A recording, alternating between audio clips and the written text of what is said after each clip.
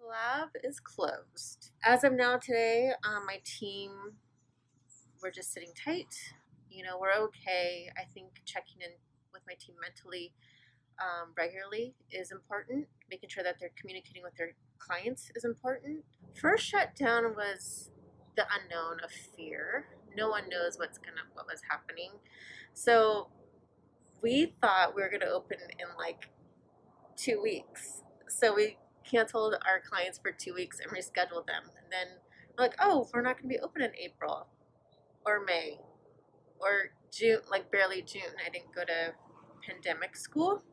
So to learn the everything with getting funding, how to survive it, health and safety to open, it was a lot of heavy lifting and work to make sure that we were still open and had that funding coming in, which thankfully we did.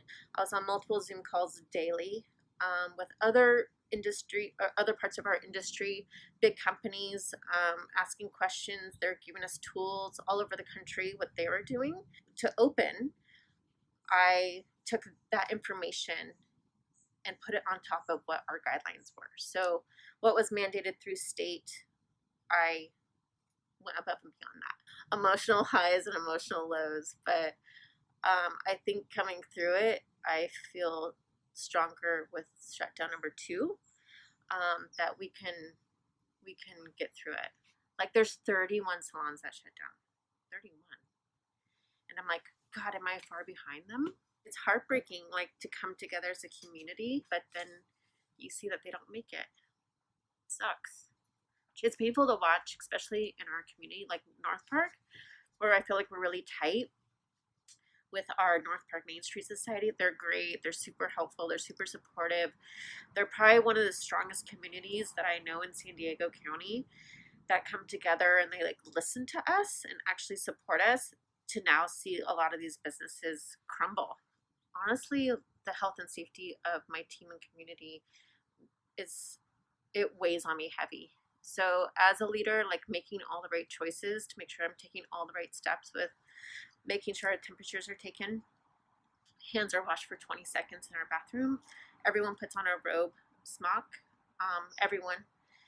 And then when they sit down, they get a cape on top of that. They have to sign a waiver if it's electronically or handwritten. As our clients get up, we have to sanitize the area for 10 minutes.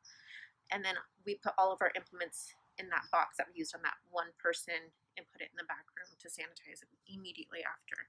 Sometimes my hardest decision is to keep going, but then I know in my heart that I'm not done. So I think that is my hardest decision, to like keep fighting for it. Now I don't know what my future is, so that's why I'm implementing stuff for the future. Instead of making it hard, I want to see the good and the positive. Like, I don't know what the future is for my industry, my career. So I'm going to make it safer.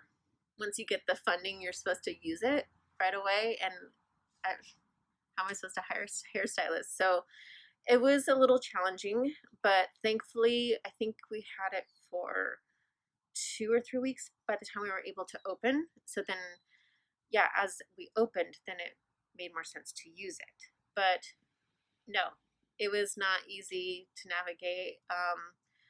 There's many of us salon owners on Zoom calls asking questions, navigating it, trying to find the best way to do it. And most of all of us didn't want to touch it. The PPE was more of like what I thought was the best for my team. And that was to have enough for everyone. My team were fully gloved. That was just one PPE. And then to find shields. And we went through 2 different designs of shields because the first one was too flimsy. The second one, you put it on and it's like steaming. You're sweating. You're gonna spend a lot of money trying to figure that out in the beginning. We even got like plastic capes. Once I got them, I realized I didn't need them. Working at half capacity at every other station just does not pay the bills. I wanted to come up with an idea and design to separate us. A buddy of mine, his Instagram is Real Made. He was in getting his haircut like within the first week, and I told him, like, I think I need to get partitions or something, to separate us more, but something clean and sleek. We came up with a concept, and now that they're in, it looks really clean. It doesn't block any views. You can see all the way down. Like, everyone's like in their little like cube in a way. Honestly, I think that's kind of where the future of our industry is going. Our guidelines through state board and through mandated state is ridiculous. Basically, we are allowed to work outside with a permit, and if you don't have a permit, it's a $1,200 fine.